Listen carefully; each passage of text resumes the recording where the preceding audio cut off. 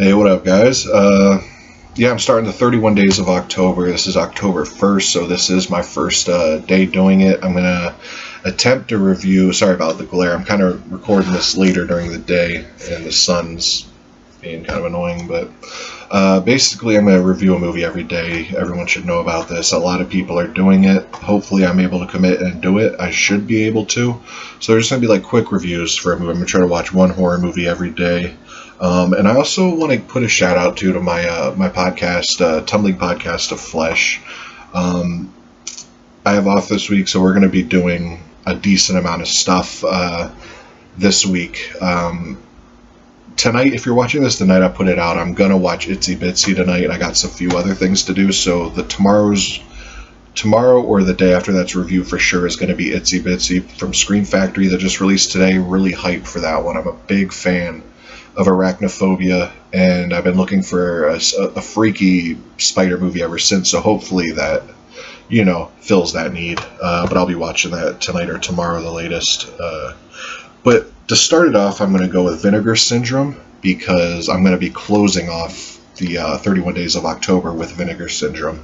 It's going to be it's going to be kind of a surprise. I'm not going to say, just to if people keep up with horror news and stuff, you should know that there is Vinegar Syndrome's releasing a release at the end of this month that I'm beyond hyped for. I'll be dropping a hint later. I'm sure everyone can guess what it is if you keep up with Vinegar Syndrome, but I'm going to be closing out the 31 days of October with that release they release.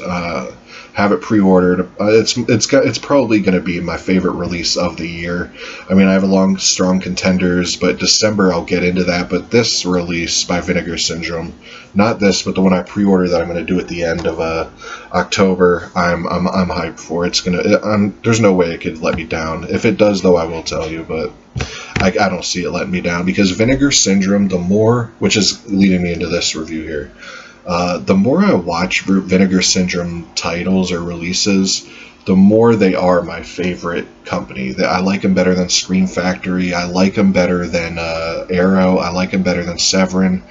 There's no better company for releasing physical media in the horror genre than Vinegar Syndrome. Like, Criterion does the best job, obviously, but when we're getting down to straight up cult films, Vinegar Syndrome they're the Criterion of horror movies. I guarantee anybody who owns any Vinegar Syndrome releases I'm sure could agree with that their transfers are off the chain for how, I don't want to say bad the movies are, but for how low budget. For example, this is a Trauma release, and I don't know if you'll be able to see it too well, but yeah, it's a Trauma release, so they made a Trauma release look pristine. They just can do no wrong. The clear cases are attractive. They stand out, but the transfers, man, you guys have never seen a transfer done until you've watched a Vinegar Syndrome transfer. And they usually load them with features, and you get reverse art and the slip covers. But I'm done gushing about Vinegar Syndrome, but yeah, they're the best company when it comes to releases. But this release right here, like I said, it was an old Trauma film from 1998, and it was originally called... It was actually, the title credit when you watch the movie is The Dead Come Home. That's the cover they use when you buy the Blu-ray, and that's what the slipcover looked like. House on Tombstone Hill. But I'm a big fan of the alternate title and artwork, Dead Dudes in the House. And it fits the movie a lot more to me than the House on Tombstone Hill. But none of the actors on this cover are in the movie, and there's a special feature where the actors were talking about how pissed they were when they saw the cover, and there's different actors on the cover, and they look like they're out of a Marky Mark and the Funky Bunch video or something.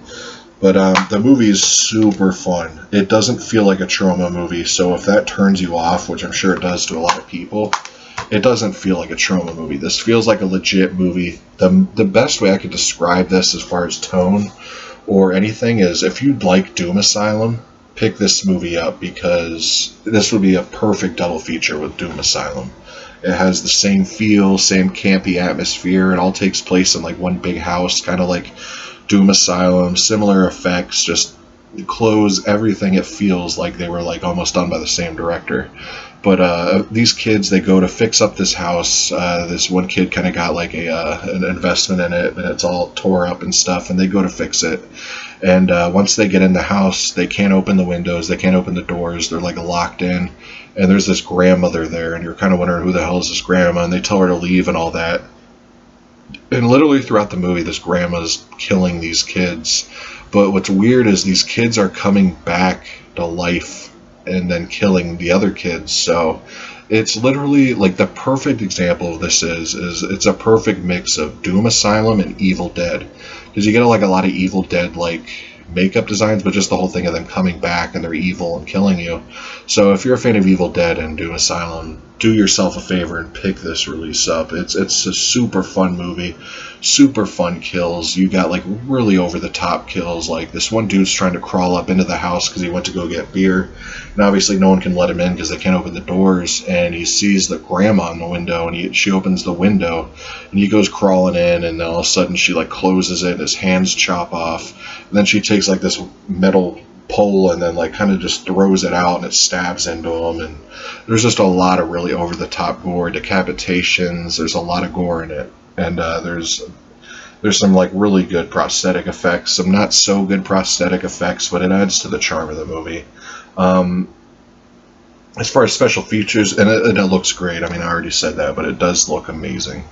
You get newly scanned, restored in 2K, feature with the interviews with the 3 actors, audio interview with the director, and moderated by film historian, behind the scenes, and the reverse cover art. My only gripe is it doesn't have a commentary. I would have loved a commentary by the director, but you get interviews. But it's a solid release. Like, I think this goes for $20 everywhere, and it's definitely felt worth it to me. You can't go wrong with Vinegar Syndrome. Like I said, some of my favorite releases are from Vinegar Syndrome, and you can't go wrong. There's not been a single one that I haven't liked yet. But anyways, guys, see you tomorrow for day 2. Peace.